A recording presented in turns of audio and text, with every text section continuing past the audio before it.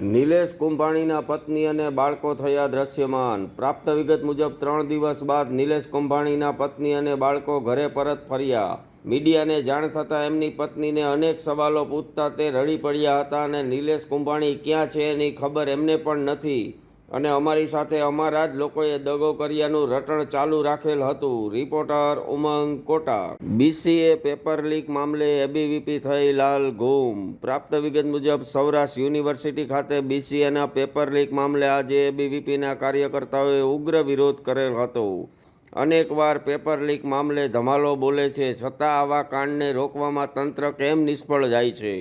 આવી વાતોએ ભારે ચકચાર જગાવી છે। રિપોર્ટર નિશિતા મકવાણા। ક્ષત્રિયો ભારે પડ્યા ભાજપને। પ્રાપ્ત વિગત મુજબ ક્ષત્રિય સમાજનું આંદોલન દિવસે ને દિવસે વધુ વેગ પકડતું જાય છે। ત્યારે સુરેન્દ્રનગરમાં જ્યાં ભાજપનું મધ્યસ્થ કાર્યાલય બનાવવામાં આવ્યું હતું તે જગ્યા ક્ષત્રિયની હોવાથી તાબડતોબ આ કાર્યાલય ખાલી કરવું પડ્યું હતું।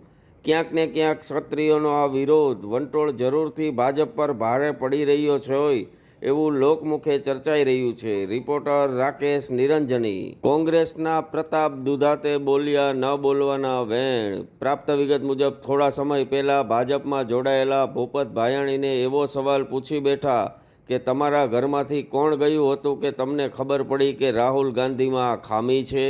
આડેધડ આવા ખરાબ વિધાનો બોલતા પ્રતાપ દુધાતને હવે ભાજપ શું સણસણતો જવાબ આવશે એ તો આવનારો સમય જ બતાવશે। રિપોર્ટર વિરેન ગણાત્રા। જાસૂસી વિમાનને નડ્યો અકસ્માત। પ્રાપ્ત વિગત મુજબ રાજસ્થાનના જેસલમેરમાં એક જાસૂસી વિમાનને અકસ્માત નડતા તેમાં જોરદાર વિસ્ફોટ થયો હતો અને વિમાનના ભૂક્કા બોલી ગયા હતા। હવે આ અકસ્માત કઈ રીતે થયો એનું કારણ હજુ જાણવા મળેલ નથી અને આ જાસૂસી વિમાન પણ કોનું હતું એ પણ જાણી શકાયેલ નથી, પણ આ વિસ્ફોટને કારણે આસપાસના લોકોમાં ફફડાટ ફેલાઈ જવા પામ્યો હતો। રિપોર્ટર નરેશ રાવલિયા। કેશોદમાં પકડાયું ભૂખનન।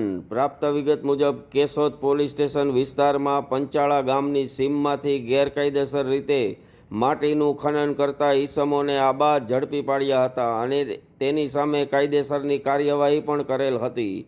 આવી તો અસંખ્ય જગ્યાઓએ આવા માટીના ચોરો ચોરી કરતા જ હોય છે, પણ હજુ તંત્ર કેમ આ માટી ચોરી અટકાવી શકી નથી? આવી વાતોએ ભારે ચકચાર જગાવી છે। Reporter BM Gosai Lodhika. Police પ્રજાનો મિત્ર સૂત્રને સાર્થક કરતો ટીઆરબી જવાન। પ્રાપ્ત વિગત મુજબ અમદાવાદ કાલુપુર સ્ટેશન બહાર એક યુવતીની તબિયત લથડી હતી, તેને ઉલટીઓ થતી હતી। આ દ્રશ્ય જોઈ ત્યાં ફરજ બજાવી રહેલ ટીઆરબી જવાન ત્યાં દોડી ગયો હતો અને યુવતીને બનતી મદદ પણ કરેલ હતી। કાશ આવી જ રીતે જો સમગ્ર ગુજરાતના પોલીસો પ્રજાના મિત્રો બની જાય તો ગુજરાતની શકલ જ ફેરવાઈ જાય એવું લોકમુખે ચર્ચાઈ રહ્યું છે। રિપોર્ટર વિરેન ગણાત્રા। ભાજપ વિરુદ્ધ મતદાન કરવાના ખવાયા સોગંદ। પ્રાપ્ત વિગત મુજબ દ્વારકા કલ્યાણપુર તાલુકાના આગેવાનોએ ભાજપ વિરુદ્ધ મતદાન કરવાના અને કોંગ્રેસ તરફી મતદાન કરવાના સોગંદ ખાધા છે। આ વખતની ચૂંટણીમાં સમગ્ર ગુજરાતમાં